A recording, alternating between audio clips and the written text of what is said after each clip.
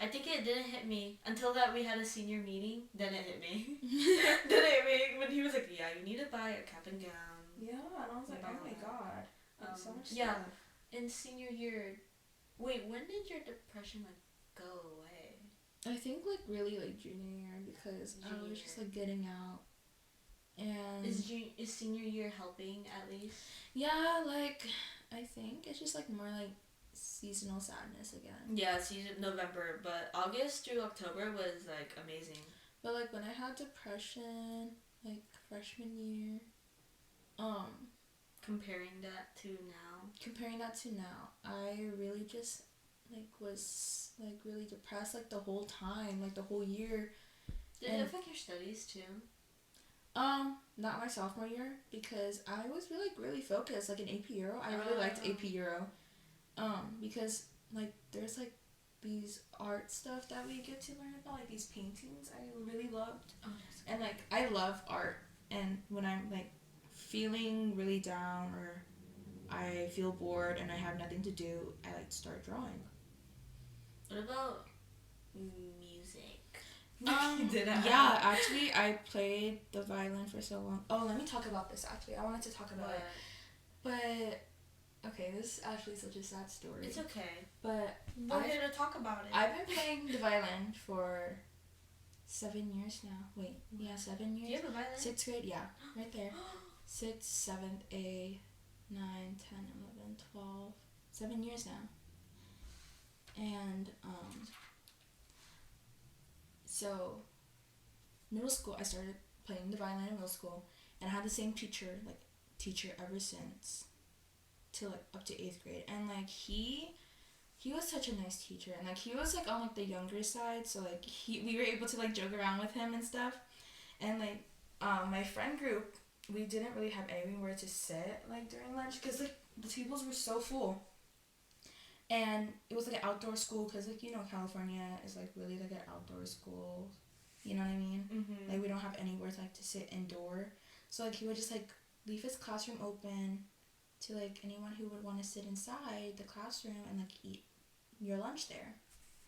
And so we're like, okay, like that's nice. And like I would just hang around, and then like we were able to crack up so much jokes like with one another, like me and my friend group and my teacher. And it was like a lot of fun. Anyways, so coming up to 8th grade, I found out that I moved. And then I told my teacher, like I started crying like in school because I found out I'm moving. And my teacher was comforting me because I love when teachers comfort. It was just like a really sad moment, and then but it was a meaningful one. It was really like meaningful to me because I never had like a teacher like that. Are you in some contact with her or no? With him? Or him? No, not really. I follow him on Instagram though. No, because I know some. It was the teacher I told you about that like went to Japan. Yeah, some teachers. Well, I feel like all teachers know this, but yeah, some of your students will always try to look up for your socials.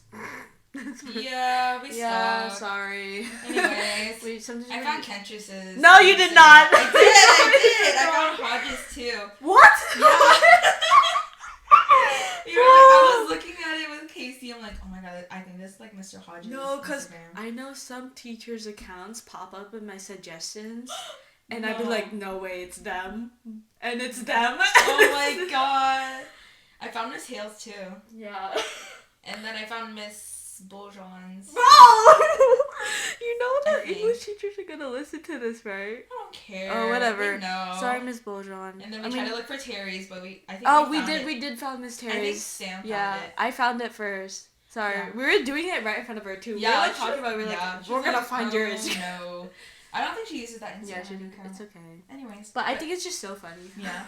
It's my story. Yeah. So 8th grade, I like the end of 8th grade.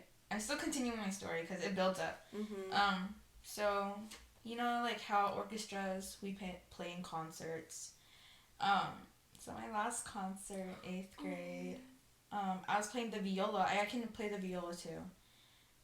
It's like a little bit deeper than It's like a baritone. No, not baritone. That's too deep. It. It's more like, you know, like how there's like soprano, alto, tenor, bass. It's more like an alto. Oh. Yeah. So What happened at the concert?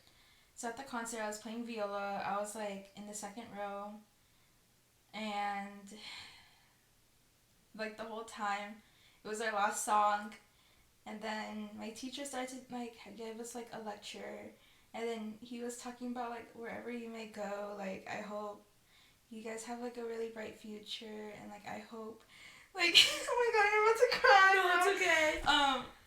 I don't want to cry, so I'm just gonna keep smiling. That's really cute. And he was like just like giving all like this good advice, and then like it related to like me moving a lot too. Wherever you go.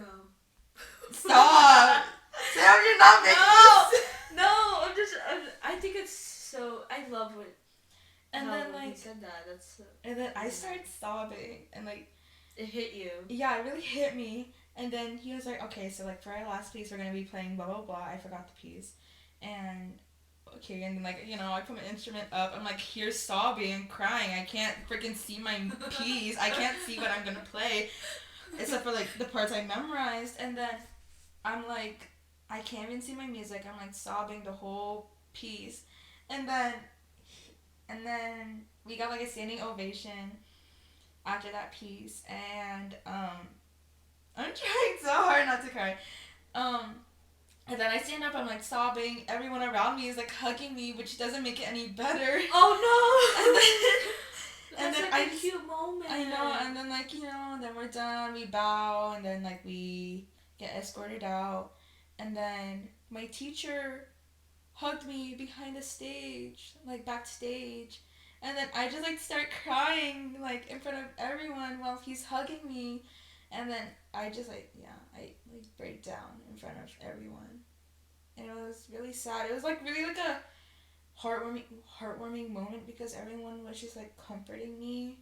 And saying your last goodbyes. Basically saying their last goodbyes.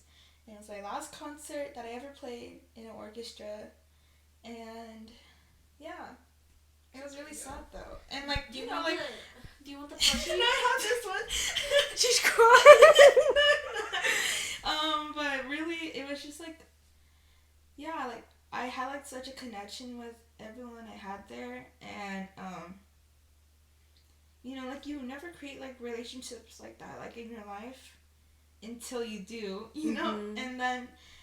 I have like a special connection with this instrument too because rare relationships. Yeah, and then I had this special connection with this instrument too because it was my first time playing viola.